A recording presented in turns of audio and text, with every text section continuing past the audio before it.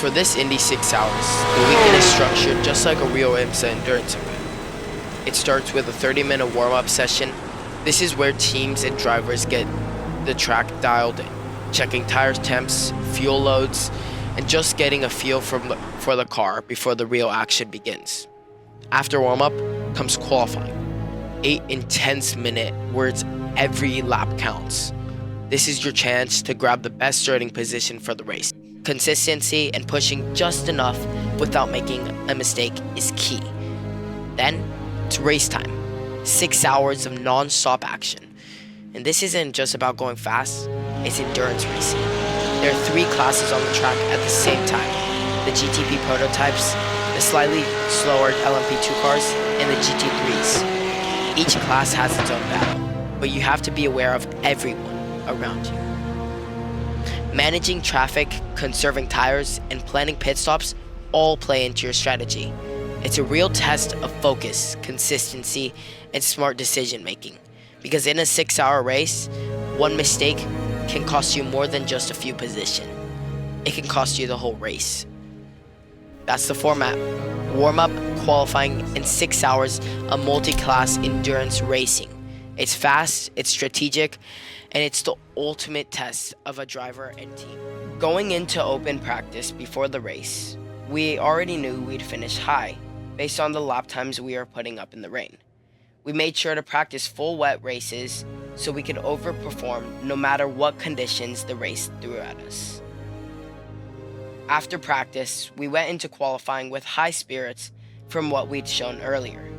We ended up qualifying 5th out of 32, which matched our expectations of at least securing a top 5 spot. Now, all we had to do was stay consistent, keep pushing, and avoid any unnecessary contact. Alright, on the grid, solid qualifying, 5th. Just stay after it all day, go really fast cars, stay out of trouble today.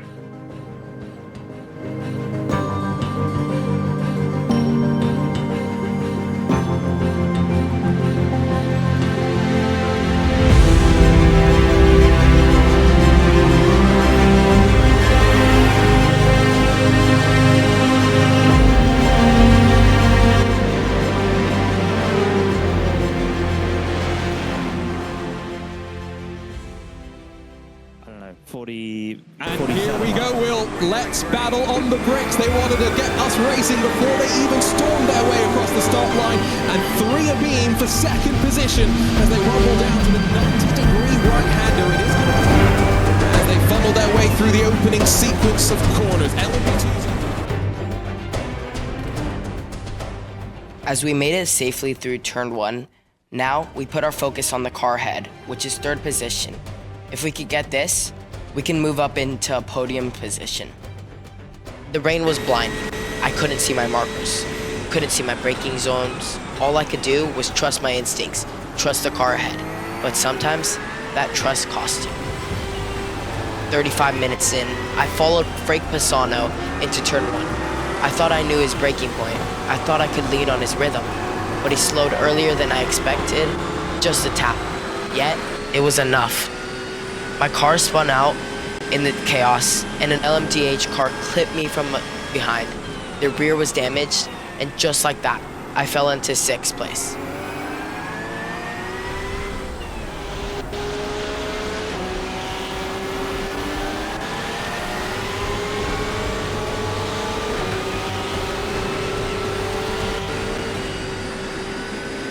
An hour in, it was time to pit. A dry line was formed. This was my chance. I knew slicks would be the bold call, but bold wins races. Except, I forgot to change the tire setting. I went back out on wets, and by the time I corrected it, we'd dropped to 12th. From the outside, 12th might not seem bad, but in 3rd split, it's a mountain. These weren't rookies. These were drivers with years of experience who'd been grinding for seasons. And me? 6 months. Just 6 months.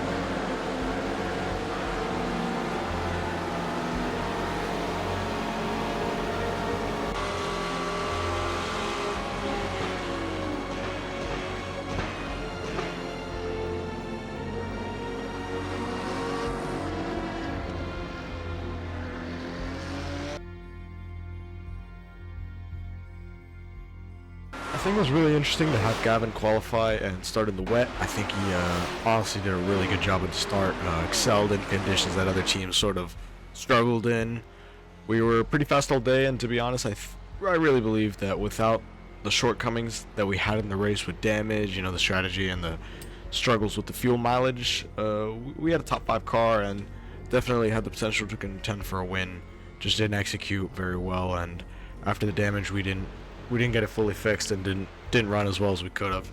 Traffic was also difficult to manage, I think, because there was this sort of unpredictability with different cars in the faster classes.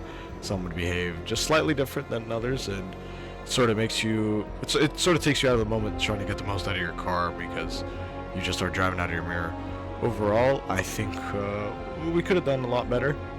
We had a lot of potential speed-wise, but it also could have been worse, and I think we managed to salvage a top 10 day. Hopefully a bittersweet sort of finish.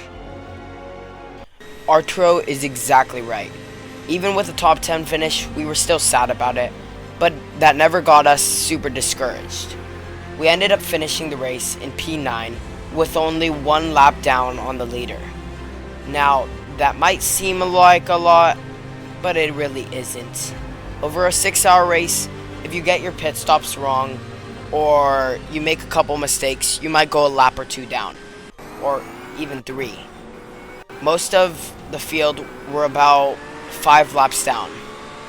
I really enjoyed racing this race with Arturo. I really enjoyed the excitement of going into the rain, and I really enjoyed making this video. And I thank all of you guys for watching this video, because I spent a lot of work and time into this video for about 2 months now, and it's finally out. Let me know if you have any tips for the next video, and make sure to leave a comment down below and tell me what you want to change, or maybe some music ideas, and I'll definitely take them into consideration. Thank you so much.